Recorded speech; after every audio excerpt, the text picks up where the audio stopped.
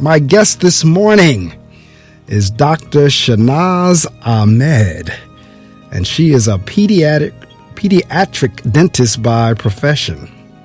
A few years ago, she exchanged one habit for the habit of reading, and it has led her down the path to podcasting about everything books.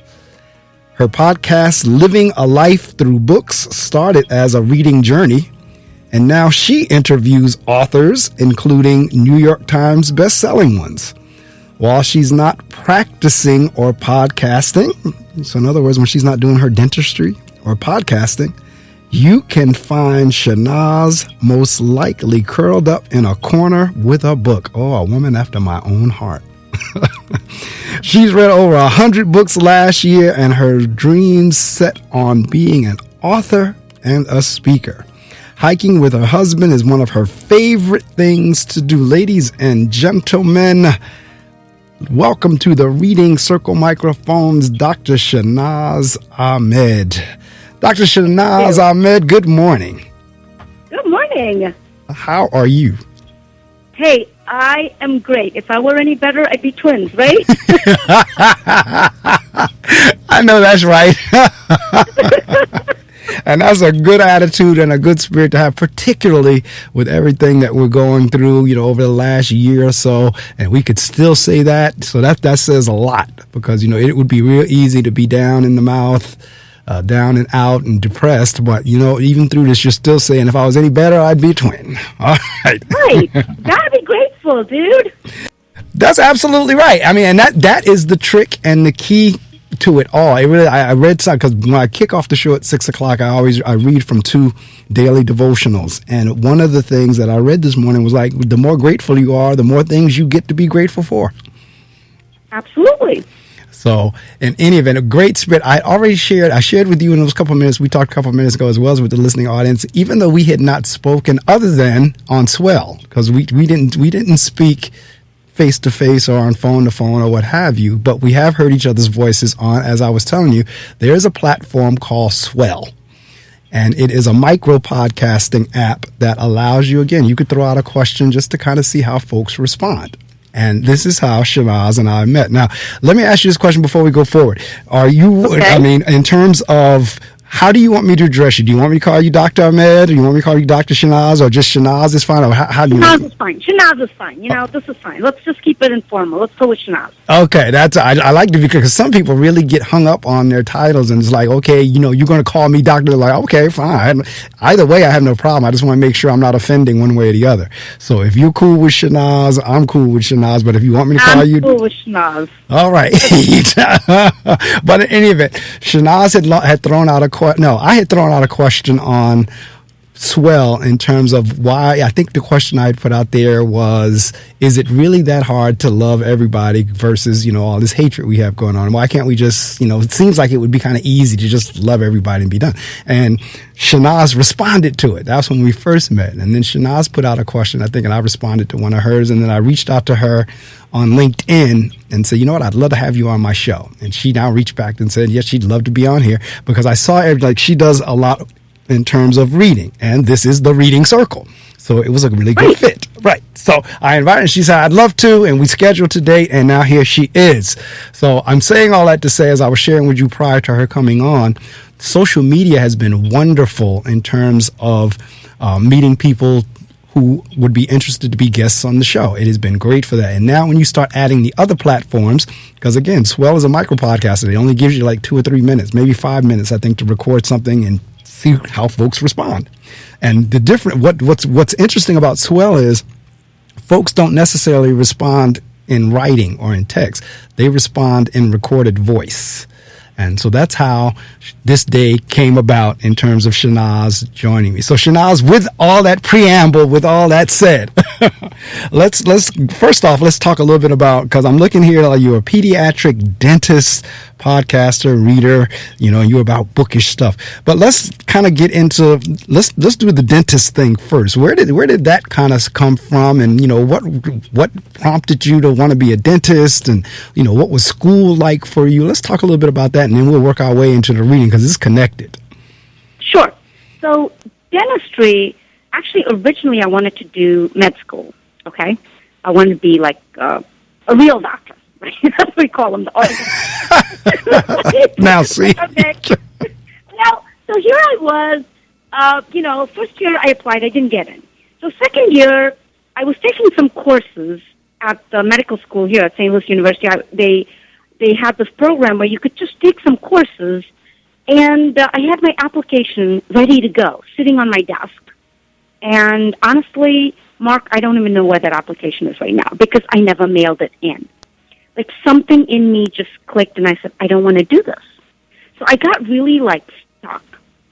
I just got frozen. I'm like, I don't know what I'm going to do.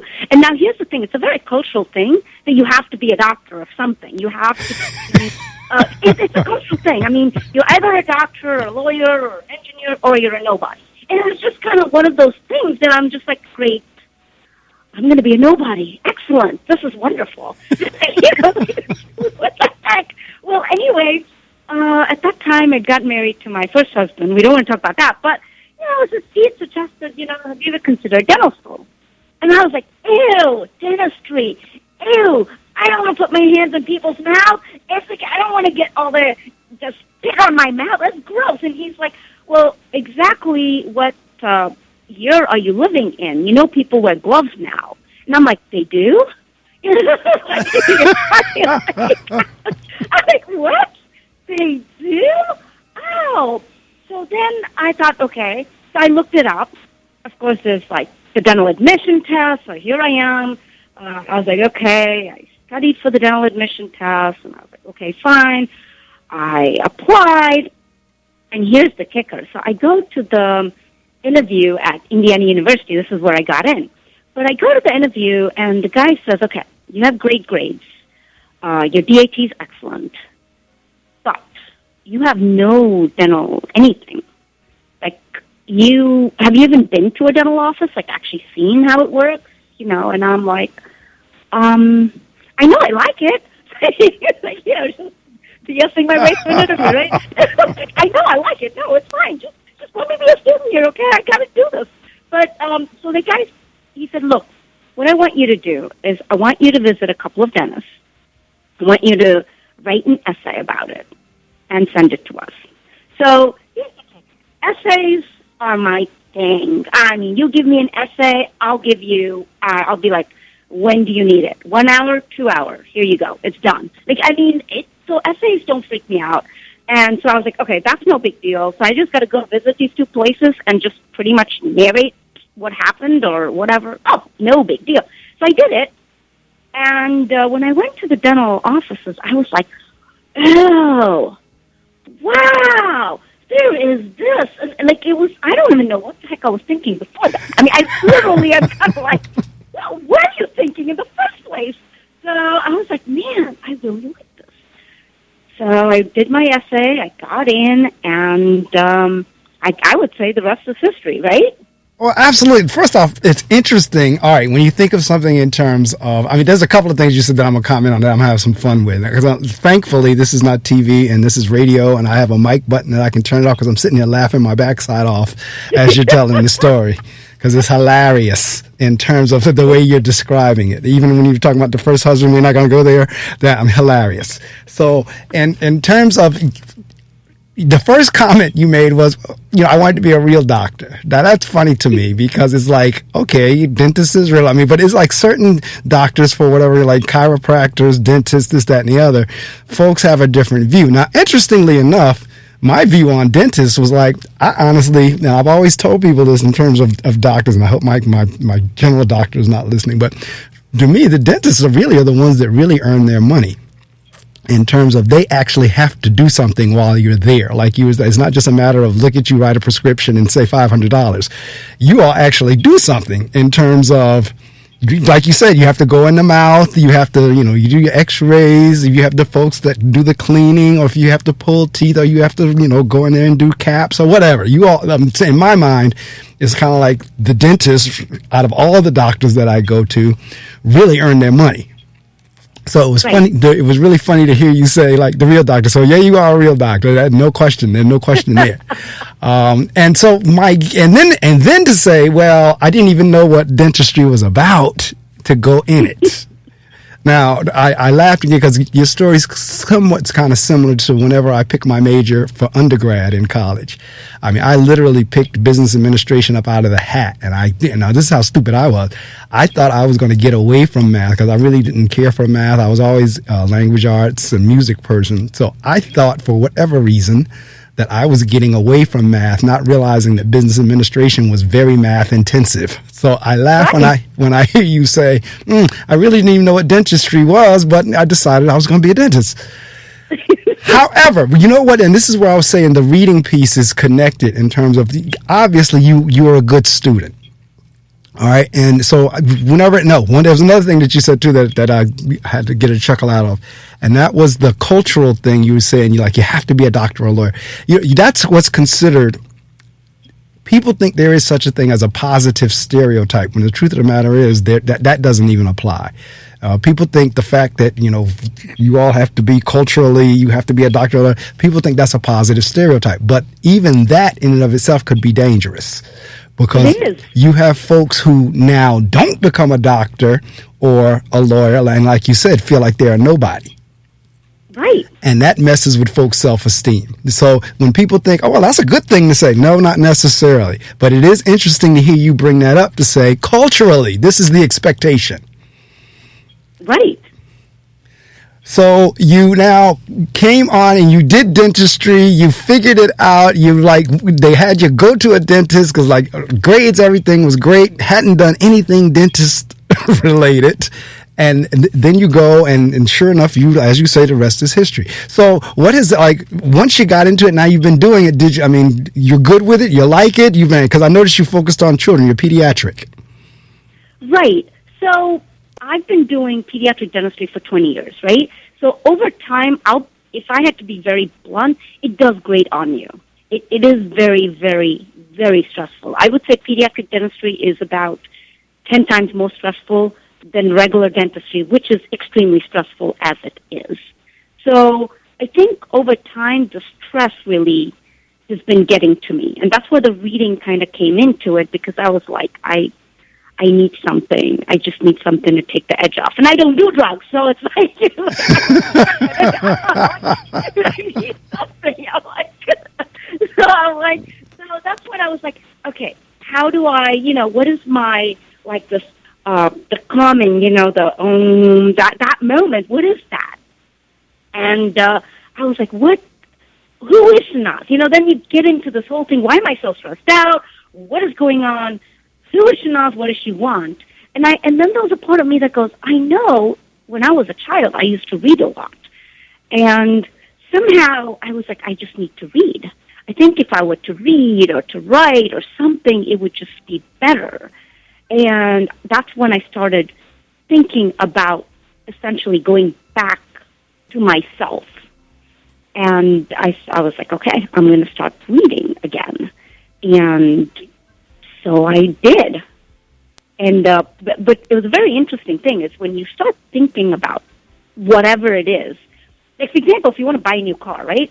So let's say you want to buy a Chrysler. When you're driving, home or whatever, you'll start seeing a lot of Chryslers on the road. Oh, correct. Wow, there are a lot of Chryslers because it's what you put focus on shows up. Correct. In your vision, right? Correct. It's the same thing with reading. Like, I started thinking, reading, I need to read more, and voila, like magic, this article shows up on Facebook or something about how the average person can read 400 books a year. Now, for me, I was like, that is just total blowing smoke up my you-know-what. And I'm like, no way. Yeah, right. 400 books a year. You're like thinking, this is just absolute bogus. Well, the next line of it was, and I'll do the math to prove it. Now, I'm kind of like, okay, I'm a science person, right? So, okay, like, if there's proof, like a mathematical equation to prove it, I was like, sure, show me. So then I think the article broke it down to, like, let's say the average person reads at 200 words a minute. And you're just throwing numbers here. Average person reads at 200 words a minute. Average book, let's say, has 80,000 words. Okay? So at 80,000 words, that makes it about 400 minutes to finish a book, which translates to about 6.5 hours. Now, it says, okay, so now you have the amount of time it takes to finish an average book, right? Then the next line was the average person spends X amount of time on social media. Right. Like 6.5 hours on social media or whatever. Right. And I'm going, F-U-C-K. You know, like, what?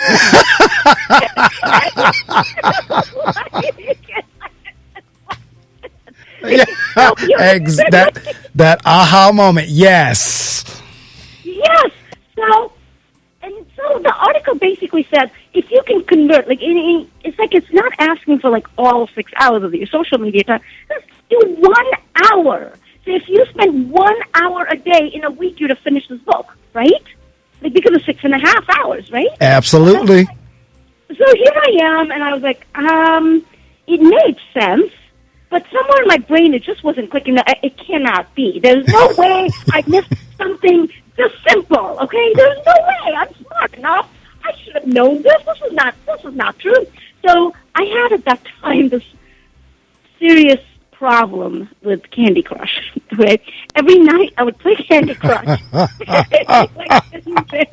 So that's the habit you traded in. Got it. So yes, I traded in Candy Crush for reading. And lo and behold, in a week, a book was done. And you know the interesting thing about finishing one book is it's not just you finished a book, it is the sense of accomplishment. Because you went from 0 books Correct. to 1 book, and all of a sudden you feel this, like this puffy, the puffy shoulders and all this stuff like, oh yeah, I'm puffed up, man, I'm the bomb. I finished the book. And you just get this. And then the next question comes in is, wow, if I can do that, what else can I do? Can I do another book? Can I? So this is where the whole thing started. It just literally started as to see if this article was right. And I think the first year I did this, I think I did about 12 books that year. Like I did about like a book a month or whatever, despite wasting a whole bunch of time. Then the second year, I think I moved up to like 43-ish. Third year was like 80-something. And then last year was 112. Now, see, what you're saying, first off, like I said, I just listening to that, like I said, you're a woman after my own heart. What you call it? You're funny as well as you love to read. You got 2 right off the bat. In terms of, in terms of people, and I have to Google it, and I didn't. Maybe I'll do it as you're talking at some point. But the average number of books that the average person reads per year, it really is dismal. I mean, you're talking about like the average for like maybe 1 to 2 books per year, if that. All right. I mean, it really is bad. And one of the reasons this show was even created 20 years ago was the station manager at that time wanted to put together a show that would encourage reading. Yeah. Hence the reading circle. Okay. So, and this is what people don't get, because there are people, they will literally tell you, oh, I hate reading. I don't like reading. I hate, it's boring. It's this, that, and the other. It's something that once you figure it out, like you just said, because I tell people all the time in terms of whenever the Kindle first came out, I didn't think I was going to like digital downloaded books. I still like my hard books, my paperbacks. But from a convenience standpoint, because prior to the Kindle, I always had like a big bag of books that I carried with me all the time. No matter where I went, I always exactly. I always had this bag of books that I carried with me all the time. But when the Kindle came out, on my iPad, I was able to download books. Now I had like 1,000-some books with me at my disposal in like the iPad. So there literally, for me, is never any downtime in terms of reading, to your point. So I tell people all the time, I'm anywhere at any given time between 25 and 30 books. And they look at me like I have 3 heads. Like, what do you mean you're reading 25 to 30 books at the same time? Just what I said. because I can live to your point and the author's point. I said, well, they said, well, how do you keep up with all of them? I said, well, let's use an analogy with TV. If you sit down and you watch, let's see, a half-hour sitcom, so you watch 2 an hour, and like you say, you sit there for 3 hours or so. So that's 6 different sitcoms or episodes that you've sat there and watched over a 3-hour period of time. I said, well, I do the same thing with books. I might read one book for a half hour, close that, open up another book for the next half hour, close that, or either I might do a chapter here, close that chapter out, start a chapter in another book. So it's the same thing. Just like you said, you came to the realization, if I put down Candy Crush and I pick up the book, it's the same amount of time. It's just that you're doing a different activity and you're getting through the books. Now, it's interesting in terms, like you said, that feeling of accomplishment. Yes, it is. And you know, you're a doctor, you're a science person. You know, our endorphins kick in whenever we get the feeling of accomplishment. Right. So you have that pleasure principle going on. Hey, I've done something. And like I said, for me, because I read the way I read, is like when I finish a book, I read it because I'm reading 25, 30 at a time. So it may take me a little longer to get through any one book because I'm reading a chapter in one, a chapter in the next, chapter in another, chapter in another. But eventually it gets to the end of the book. And you're absolutely right in terms of the feeling of accomplishment. It's so bad now because this is the thing. Because it's so easy for me to download into the Kindle, I mean, I think I download at least, and the fact, the way Amazon is set up, in terms of like, you really don't feel like you're spending money because it's already connected. It comes out of your account automatically. I think I wind up downloading a book per day. I'm almost like addicted to books. Like, oh my God, sometimes I have to like stop myself. Like, no, don't download another one. But I mean, and I'm not exaggerating because this is what, like you were just talking about, if you're thinking about buying a car and you think about a Chrysler, you see a Chrysler everywhere you go. That's kind of like that law of attraction thing. Right. So for me, anytime if I'm on social media or something leaps out at me, an author or a book, I see that kind of as a sign for me to download it. Now, it may be strange. It may come off as like weird, but for me, it's almost as if God or the universe or some force is saying, no, this is a book you need to read. So that's my thought process in terms of, and I'm always reading something, or I'm looking at a magazine article, like you said, or something that will bring up an author or a book. And I take that as, that's something higher than me telling me that's a book you need to read. Right. You know, the other thing, Mark, is, I mean, for your listeners, right? Here's the thing. How many times have you gone to a grocery store and the line is really long? Right. And here you are pushing your cart along and you see all these people on their phones as they're pushing their cart along. They're just scrolling through their Facebook or their Instagram or their TikToks or whatever else they're scrolling through, right? They're just on their phone. Correct. Instead of doing that, they could just scroll and read through the ebook. Like, you have so many downloaded. I have so many downloaded, right? It's like, it's right there. So instead of just being there, Facebooking, you might as well read. I mean, there's just so many pockets of time that you can get with reading. No, and I also do audiobooks. So okay. I do it all. Like, I do audio, I do ebooks, I do physical books, so yeah. Yeah, if you've just joined me, listening audience, my guest this morning is Dr. Shahnaz Ahmed. And in her, she has a couple different bios, but one of her bios, she says she is about, quote, bookish stuff, unquote. Now, her trade or her job, her career, she's a pediatric dentist. However, as a part of being the dentist, to relieve her stress, she turned to reading, of which was her first love as a child. And now, again, it has taken her on a whole different path. And that's what we're talking about this morning, because I see in one of your bios, you said you're going to talk about how reading can change your life. That's what we're talking about this morning. And for those of you out there who I don't like to read, if you would just discipline yourself and get into the practice. Because another key, Shanaz, to reading is to choose something that you're interested in. Absolutely.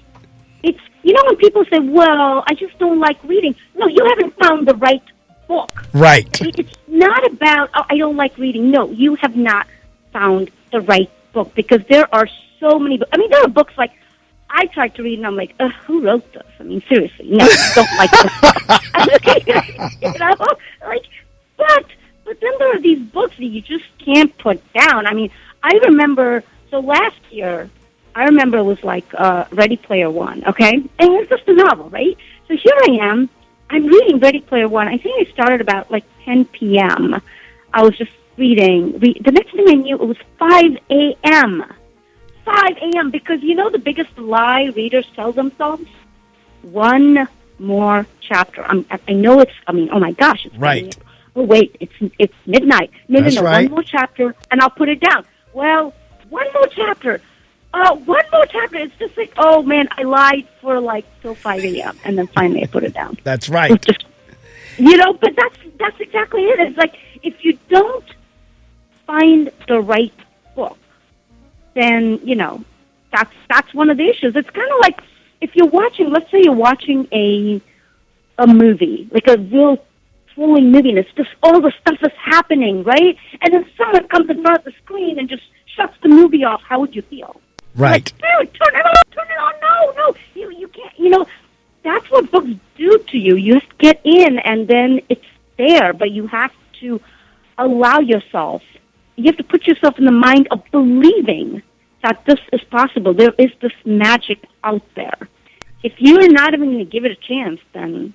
No, and that is so true, and I like the way you just described that in terms, because reading can be magical. I mean, I can't tell you how many times on this show we've talked about that you can travel the world and not leave your bed or your seat.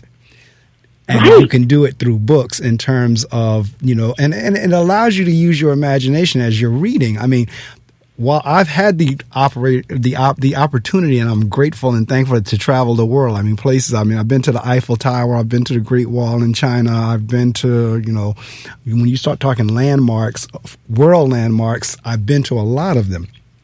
Mm-hmm. But a lot of them, like the Eiffel Tower and Great Wall of China, I had read about them in novels or in documentaries or what have you prior to me getting there. Mm-hmm. So it was just as if by reading the book, when I really went there physically, it was almost like a deja vu. Like I really feel like I've been there for, only because I read about them. Right. So reading can take you places that you don't even leave your house, but your mind has gone there. And not for nothing, if you want to start connecting things like you were just talking about, law of attraction with thinking of a Chrysler, and that's all you start to see. What's not to say that as you're reading about these various places around the world, that's not setting it up for you to actually go there one day? Absolutely. Absolutely. I mean, I hear you. Yes. No, I mean, you just never know how these, but I can tell you most of these world places that I've had the opportunity to go to, I had read about them in either a novel or, like I said, a documentary prior to going there, and ultimately wound up going there.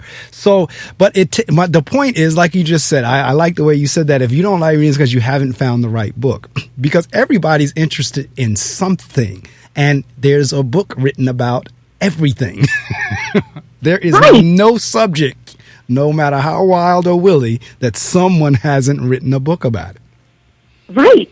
No, absolutely. Absolutely. Yeah. And that's the other thing is it's a conscious effort. You know, it's like one, you know, you have to be like, okay, I believe, I trust that this information is in a book. And then make the conscious effort to say, okay, I'm going to find it. If Marc is saying this and Shanaz is saying this, let's try it and find something. And if you seek, you shall find. Correct. And, you know, it's interesting what you were just saying about conscious, because that's the difference, too. There is, of course, TV, movie, what have you. But that is passive. All right. Reading is active. Now, you may, while you're sitting there holding the book and looking at it, it may look like it's passive, but your brain is doing something totally different when you're reading a book compared to when you're watching TV or a movie. Right. So even that, you're having the opportunity to access and activate your brain in a way that benefits you compared to just sitting there as the couch potato. And don't get me wrong, TV is not my thing per se, but I watch TV every now and again. I'm not bashing TV, but what I'm trying to say, if you want to stimulate and activate your mind in a different way that actually it does it, because TV doesn't stimulate you. TV is very passive. You just kind of sit there. Right. Reading words on a page causes your mind to go, like, for me, especially if I'm reading a novel, I'll start putting in my own faces to the characters in the novel. It might be famous people, or it might be people that's like my neighbor. Because as I'm reading and the character is being described, certain people come to mind. So let's say, for example, I'm reading a book and I want a character to be Denzel Washington. Okay, that looks like a Denzel Washington. I'm reading and a character that looks like, I'll use Halle Berry as, that's Halle Berry. Or it might be my neighbor, or it might be somebody else I know. In some instances, if it's a novel and the author has their picture on the back of the book, you might even put them in there as the character. But see, your brain has to do that. It's not supplied for you, particularly if it's not a picture book. Right. And you know what? I'm not going to down picture books either, okay? Right. I'm just going to say, just start reading. Just whatever it is. If you want to do... What is that? One fish, two fish, or red fish, blue fish? Right. I don't remember the doctor. Whatever. Just start. Just start one book. Just one book. Right. One page. How about this? One page a day. Just do one page, and then stop. That's it. Just one page a day is all I'm asking. I'm not asking you to go out there and read like 400 books a year. I'm just saying, just start. Because the other thing, Mark, is that reading strengthens your mirror neurons. Correct. In your brain. And it enhances your empathy. So you start feeling for your fellow human beings. I mean, the way our world is right now, right. Say more. I mean, we really need to open our hearts and really look in and be empathetic to the struggles of the next person, because everyone's going through something. And, that's what mirror neurons do. They just kind of mirror what feelings are there. And that's why when you're reading something about a character, it's like you are taking that journey. And that's why your heart, I've had it where my heart's just been like, oh my goodness. Right. Just that you feel that punch, you feel the gut punch, and I'm like, where is this gut punch coming from? These are just words on a page, but no, you're actually feeling it. No, you're absolutely right. And that's what I was saying a couple minutes ago in terms of the activation of a brain in a different way. And you're absolutely 100% correct. As a matter of fact, there have been times, and I know this has happened to you too, based on what you just said, in terms of you've gotten to know a character, or you felt like you know a character, and something happens to that character, and you almost have to go back and reread it. Like, did that really happen? Let me go back and read that again to see did that and, right. Like that, what happens to me, Mark, is I'm like, wait, did I just forget my English? And then I'll be like, I'll read the words again, and I'll be like, no, that's what it says. No, that's not what it says. They couldn't do that to my favorite character. Exactly. Yeah, no, absolutely. It's just such a phenomenal journey. And Mark, I do want to say something to you, because you talked about how much money you're spending, like downloading books, right, on Amazon and stuff like that. So in my reading journey, right, first I was like, when I started downloading more books, and I'm kind of like, wait a minute, it's like I'm constantly spending money, right? Just kind of downloading books. And I was like, okay, this is kind of going in a direction. Like, okay, now. So, interesting enough, I got on Bookstagram, which is really Instagram, and we use the hashtag Bookstagram, which is pictures of books and talking about books and all of that. And then I ran into some pictures of books that people were posting, and I was like, oh, that book looks so interesting, right? Right. So So I'll be like, I want that book. So I'll go to the bookstore or I'll look it up on Amazon. It's like, oh, that's a pre-order. That book is not out yet. Right. And I'm like, wait, what? Wait, this person's written the full review and told about how much they love the book and everything about the book. And I'm like, wait, how did they get that book? And then you get into this whole journey. Like, this became like a challenge. I love challenges. So it's a bookish challenge. It's like, how are they getting all these books before it got released? And I think I have a podcast episode about that too, and how to get advanced reader copies. And I started going into that. And now I'm working with some publicists who are like, the publicist just sent me an email yesterday going, okay, so your next book I'm going to send you is this book. I really think you'll like it because of this and this and this. And I'm like, oh my gosh. And they're like, oh, this book's coming out in July. So let's have you reading it before then and interviewing the author. And you just open this world of now getting books that other people haven't read. And I'm kind of like, ha, ha, ha. No, you're absolutely right in terms of, and yes, I've had that experience, particularly on Amazon, in terms of I thought it was already out, and like you said, it's a pre-order. But now what did you say? Bookstagram? You said it's like Instagram? What is it called? It is Instagram. Okay, it's Instagram, but for books, with books. So you are on Instagram, but it's called the Bookstagram community because whatever you post, you put the hashtag Bookstagram. It's okay. We're gonna have to spell it for Bookstagram. Bookstagram. Bookstagram. Okay, so you put that as a hashtag. Yes. Oh, see, that's good. This is why I like meeting folks, because I learn things. So from now on, whenever I do something about the show or whatever, I'm gonna put that hashtag on there. Yeah, and also you said this goes on YouTube, right? Correct. The hashtag would be BookTube. BookTube. I think that's the hashtag. Yes, I think it's the hashtag for YouTube is BookTube, and for TikTok, it is BookTok. Okay, so all right, see, this is like she said in her bio. She's into bookish stuff, and you can hear she's talking. She knows her books, and so you got the hashtags going on in terms of each social media site, and that's good because again, you're always trying to attract the audience. And in terms of what you just said about working with publicists and publishers to get advanced copies, that is a way. You're absolutely right in terms of being able to get the book prior to the larger masses getting it, the masses getting the book. So right, and if it's a great book, like if it's like wow, you get this book, and then if it becomes a bestseller or something, it's like ooh, it's just super cool. Now I know that's right.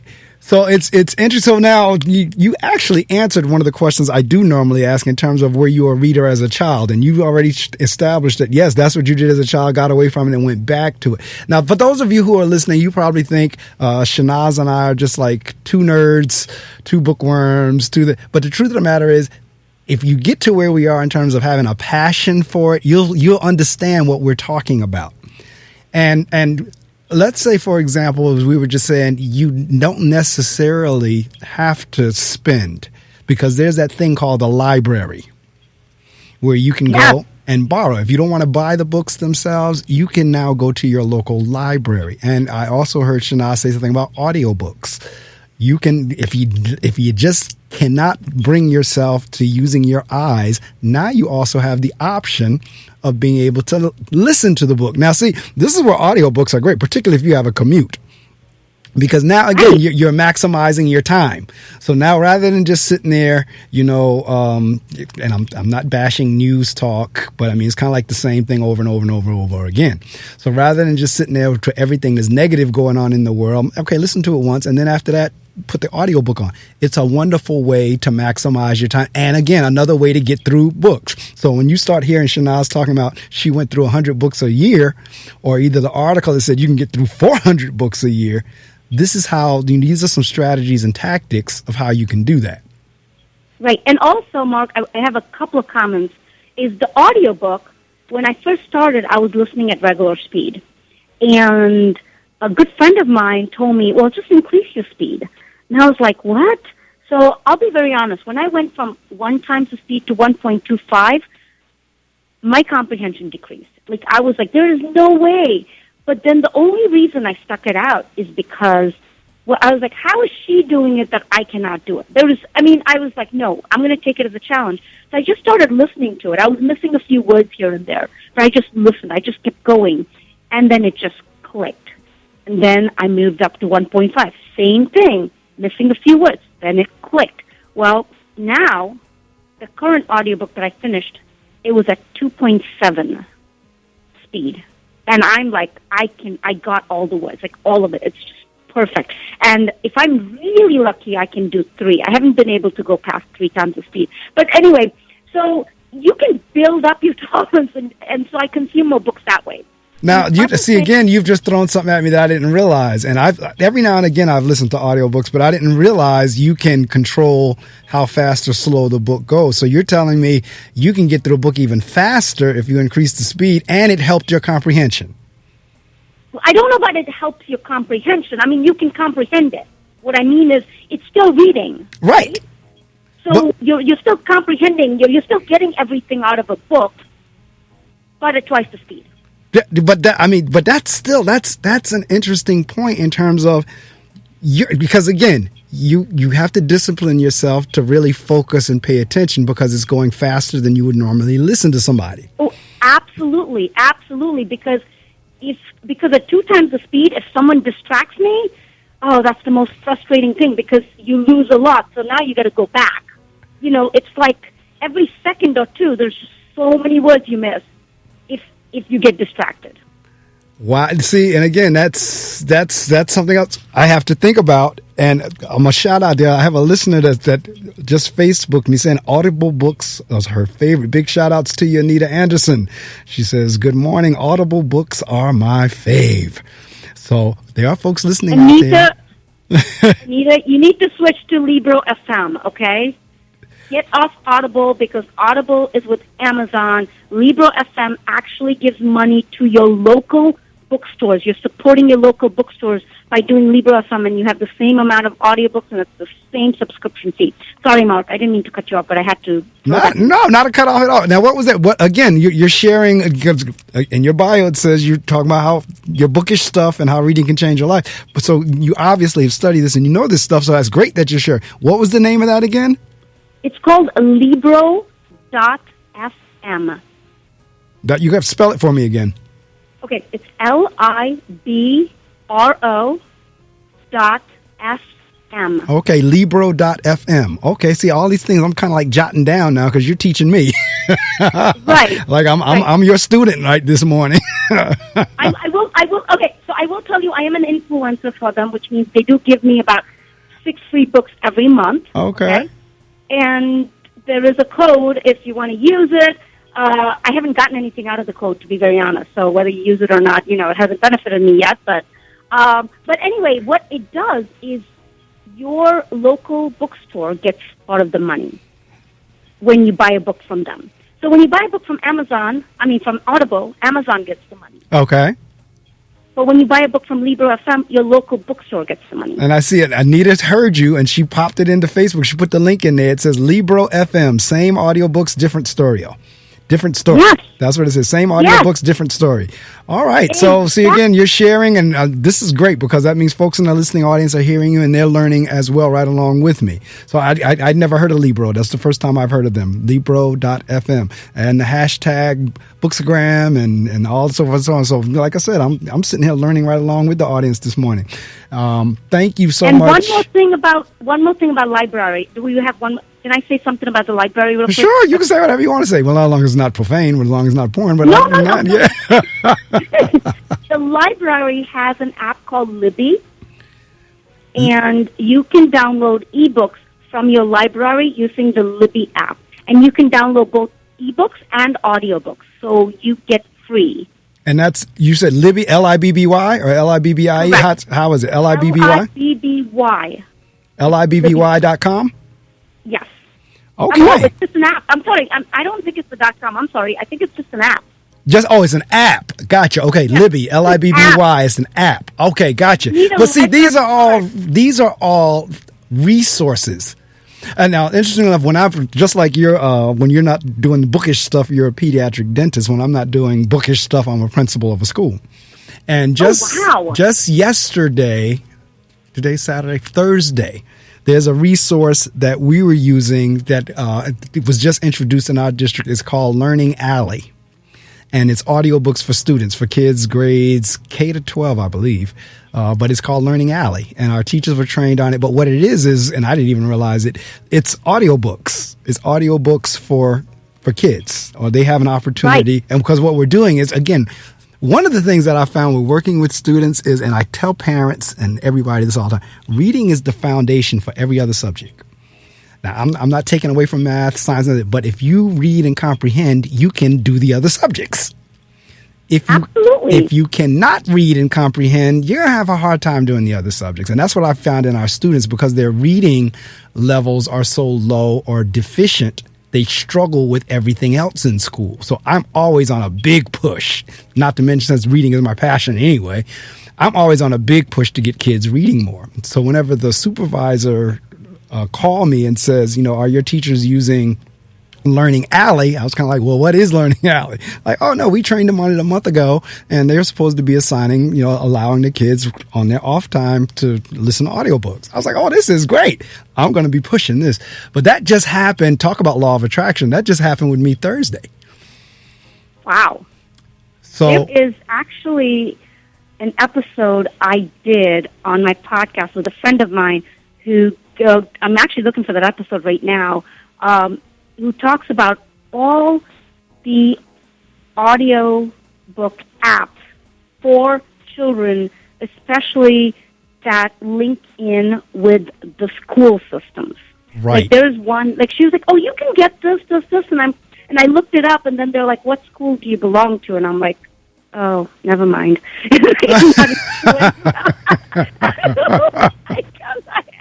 But it's something that links in with your school district. And right. Here we go. It's if you go to my podcast, right, Living a Life with Books, it's season 2, episode 94. Okay. And it says e-reader app resources for children. Now, I'm glad you went, because whenever we still have a few more minutes to talk, but when we get to the end of the interview, I always allow my guests to promote all of their, whether it's websites, podcasts, or what have you. They have the opportunity to do this. So I'm going to make sure before we go that everybody in the listening audience knows how they can listen to your podcast, how they can go to, if you have your website, how they can go there, whatever they can do. So I'm glad you brought that up. Matter of fact, whenever we get there to that point, I'm gonna have you go back through it again in terms of websites and access to your podcasts and stuff. But it is just, it is so many resources out there for any. Matter of fact, this is what I say: in this age of technology, there is no excuse or reason, and it sounds bad the way I'm going to say it, but there's no reason for anybody to be dumb. Because you have that thing called Google that's at your fingertips that, like, again, there's nothing you can put in Google's search bar that an answer doesn't come back. All right, that's the first thing. But in terms of, as you said, with reading and everything, it's not even a matter now of, well, I can't get to Barnes and Noble. I can't get to the library. Well, you don't have to get there. You can get on your computer. You get, it'll come to you. Like you said, you have the apps and your electronic devices. They'll come to you. So there really isn't any excuse. And as we started earlier in the show, like you said, if you don't like reading, it's because you haven't found the right book. Right. No, absolutely. Absolutely. I just recently read, recently as in last year, I read The Count of Monte Cristo. Oh, my goodness. Have you read that book? I haven't read. I know the book, but I haven't read it. That's another one of those classics. That's a classic book. It is a classic. And I'm reading this, and I'm like, okay. It's a classic, and you're reading through this, and oh, wow, Mark. I mean, that book, and here's the thing for your listeners, okay? I had a choice. I could have done the 300-page version of The Count of Monte Cristo, or I could have done the, 800 or 1,000-page version of The Count of Monte Cristo. What do you think I chose? Well, of course I chose the 1,000-page version. Why would I take away from my reading pleasure? I just want to. That's how much I love it. That's how much I want to soak in and be in that environment. And oh, wow. I mean, Dumas, after The Count of Monte Cristo, it's like on my list of things to read, like Three Musketeers and the other books that he's written, because apparently He's written a lot of other books, and they're all phenomenal. Right. So now, see, as you're listening, folks, and you hear the excitement. Like I said, I just intuitively knew that this interview was going to be just like it is now, only from Shanaz's emails back and forth with each other. I knew it was going to be like this, but you can hear her passion. And this is the thing. Reading makes you that much more of an interesting person. For those of us who read and read a lot, we're never at a loss in any conversation, anywhere, with anybody. You will always have something to contribute to the conversation when you are a reader. Because you are well-rounded. You become really well-rounded as you read. And you don't have to well, if you do, that's fine too. But you don't have to be limited to one genre. You've heard us talk about reading novels. You've heard us talk about reading autobiographies, biographies, classicals, what have you. You can become well-rounded and a more interesting person by upping your reading game.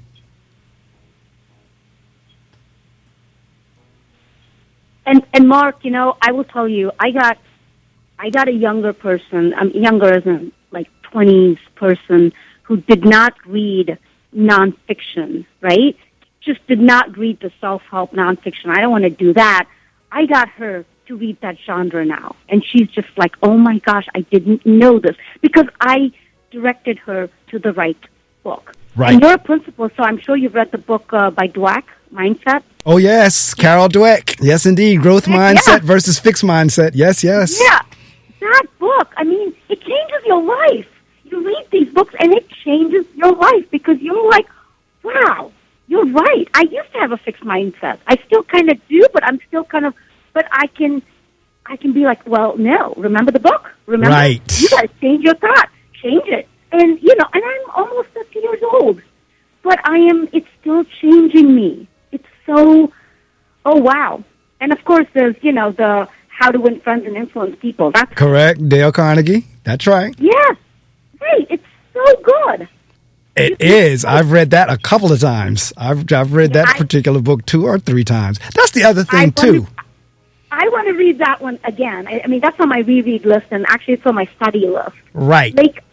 And the stories in that book, it's just so great. And it's just kind of like this. Okay, so the listeners out there, you're listening right now. We're having this conversation, right? Now, instead of listening to this conversation, if I would put all these words, you, Y-O-U, are, listening to this conversation, all of this as words in a book, you would read it, and then it would just be that conversation between you and the author. That's correct. All it is. It's beautiful. No, it really is. And again, it's not...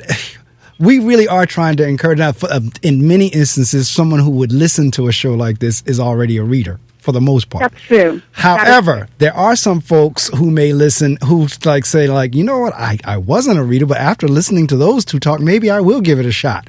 That's the folks we're looking for.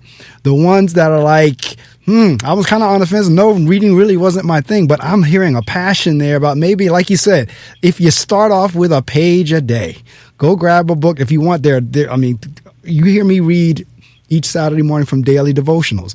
You can get books that are written that don't have a year attached to them, but they have the date. So say, for example, today is May 1st. You can get something and read something just for today, May 1st. Read that only, put the book away tomorrow, open it up again, whatever's written for May 2nd, and go through the year like that. That's a start. Right? But start. Now, this is the other thing, too. And I get it in terms of, progressive over the years. There was a time where folks couldn't go to school or they had to work in the field, so they really didn't get an opportunity to learn how to read. But that's not this day. At this point, if you don't know how to read, there is no shame in letting somebody know that. Get the help that you need. Somebody can teach you. There are programs out there. There are computer programs. There is no reason for anybody not to know how to read, because there's the ability to read, whether you know how to do it or not, and then there's the desire to do it. For a lot of people, they may want to, but they don't know how to. And because of that, they're ashamed of it. And what I'm here to tell you is, don't be ashamed. Get somebody to help you learn how to read.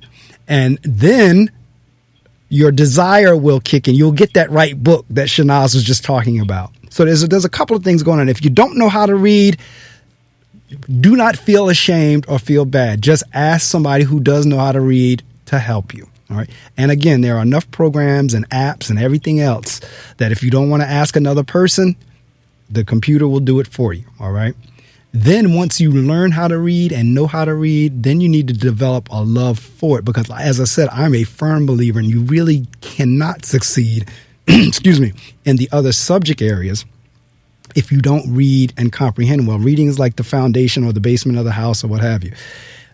Shanaz is a dentist. The reason she was able to take opportunity because she had options. The reading as a child and the being a good student gave her options. So when she said, I originally wanted to be a real doctor and then wound up being a dentist, she had options.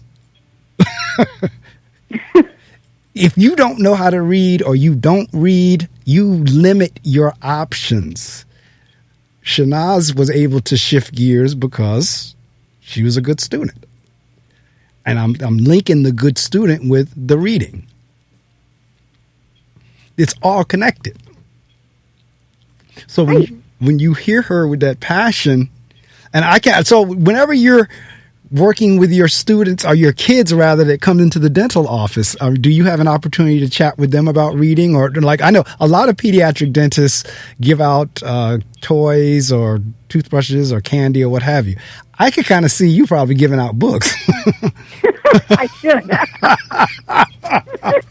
We do have a little book. We do have a little book and pencil they can do, they can use. But I do talk to the kids about reading and stuff. And that's what I thought. Recently I had a patient who came into the office, 12-year-old kid, and the mom told me, she's like, Dr. Ahmed, I just want to let you know, my son listens to your podcast religiously. I'm like, well, what? And then here she is. We're out in the parking lot talking because I meet the patients in the parking lot now due to COVID. But anyway, we're out in the parking lot talking about all the books that I need to recommend for her son to read. And she's like writing furiously, like, okay, what about this? Okay, this. I'm like, here you go. That will hold you off for a little bit. And then, let's go from there. There you go. But I'm impressed that, even that, the 12-year-old listening to the podcast, that's a great thing because that means he'll pick up something and probably, because he respects you and knows you, probably listen to what you say do. Right. Which really puts a huge responsibility on me now. See, we were talking a couple of minutes ago about it. I said I could kind of see you, the way you love reading is giving out children's books as their little prize whenever they finish, their dental work. However, that's what I've now become known. People know usually when I give them a gift, they usually know it's a book. I guess really kind of like the joke between my family and with my nieces and my sister and all of them. Like, oh, if you got a gift from Mark, it's probably a book. I mean, you're correct. You're right. I love here's the thing, the Mark Twain quote. Yes. The man who cannot read. Oh, no, the man who can read and does not read has no power over the man who cannot read. Correct. I love that quote. Absolutely right. It's like, Mark gave me a book, but, hey, I can read, but I do not read. What is your difference? What is the difference between you and someone who cannot read? And then, obviously, someone who cannot read, they can pick it up, they can learn how to read, and they can excel and exceed. That's right. But yeah, that's the running joke in my family. They usually get some type of a book. And this is the thing about books, because really what you're giving, if they choose to open it and read it, you are giving them knowledge. Or you're giving them, if it's a novel, it could be entertainment or what have you. But with a book, that is the gift that keeps on giving. All right? Right. I may have given it to you this Christmas, and you may not open it up until next Christmas. But at that point, you've opened it up. You've now gotten the information that's in the book, and you can always go back and reread it and refer to it again or whatever, unlike maybe a gift that you might get that you put down and never use again. So it's something that you can constantly use over and over again. So they know they're either going to get a book from me or either a Barnes & Noble gift card or a bookstore gift card or something. Again, that's a part of the education, because I'm really all about the reading and the education, folks being educated. I mean, I really, the education is key. Like I said, education allowed you the option of being able to switch gears from the quote unquote real doctor to being a dentist. and you could have done vice versa if it was the other way around. But it's all of it. See, this is, and when I talk to folks here on the show on Saturday mornings, I always tie in the school. Education is the key to everything else in terms of your options. I keep talking options. You don't ever want to limit yourself. And for folks who don't get their education, and in my mind, for folks who don't expand their knowledge base by reading, they limit themselves. They literally pigeonhole themselves or put themselves in a very little box, and they struggle getting out of it. At least as a good student or as a reader, you allow yourself to have options. If this didn't work, okay, let's try that. Not to mention, by reading and studying, it will show you options. I never thought of that, but after I read this book, this author said, so the imagination and the ideas and everything else that comes along with it, and not to mention, I mean, there are times we're talking about novels. All right, if I'm on vacation, I might not want to read an autobiography, but I might want to read a novel just to chill out, just to relax, just to have some fun. And then at another time in the year, like, no, I'm reading autobiographies, or I'm trying to research something, I'm trying to find out something. So there are different reasons to read as well. Right. And the other thing is, when you're reading a novel, right, people are like, well, it's just a novel, it's just a story. If you read, like, a well-done, like a historic novel, right, like World War II, I mean, it's right down to the timelines with these books. In 1939, Hitler invaded this country, and in 1940, this happened, and right. The characters were in Paris, and then there was, their homes were taken. All of the, every bit of it, our history is there. Like recently, I read a book, Against the Loveless World, which was about like the whole Israel and Palestine thing, where these people lost their homes. Right. And then they were kicked out, and then they had to live in Kuwait where, and this is the history. This is the history of our world. Correct. And I'm kind of like, oh, wow. And, and how Kuwait didn't really accept them, and, how these people tried to make it, to live, and to try to make it back. And there was this very poignant scene where this old woman, she goes back into her own home, except there are these other families living there because they've been kicked out of the land.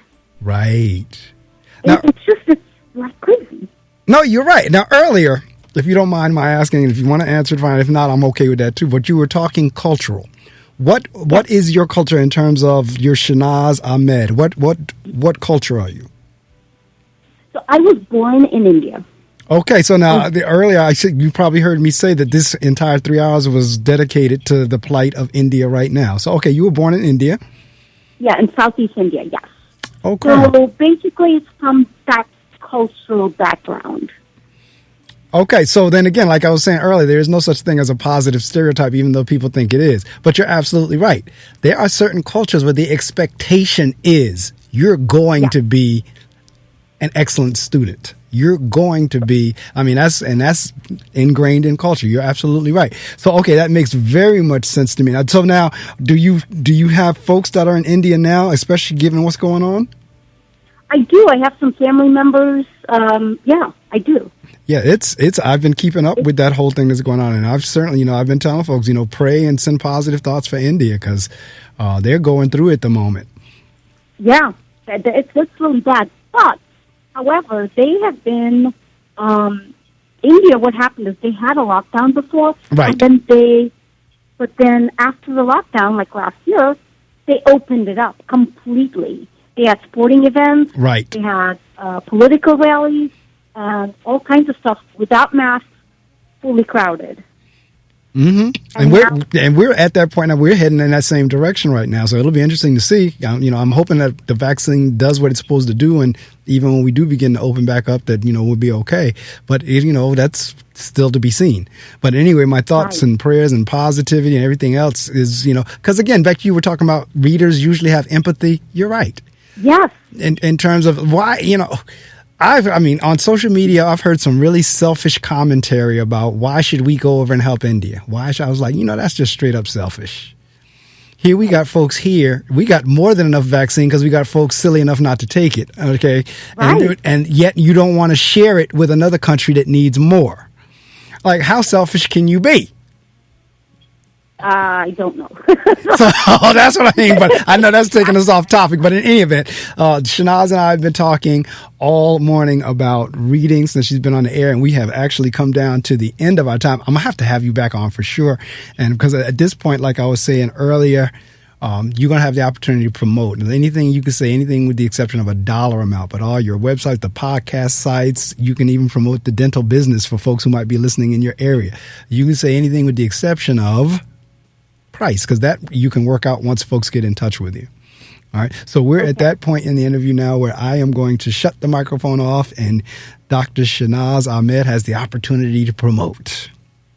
Oh, wow. I'm promoting myself. So I have a podcast, and the podcast is called Living a Life Through Books. It's available on Spotify, Apple Podcasts. So hear me just talk about books and all kinds of stuff. You can reach me at livingalifethroughbooks@gmail.com.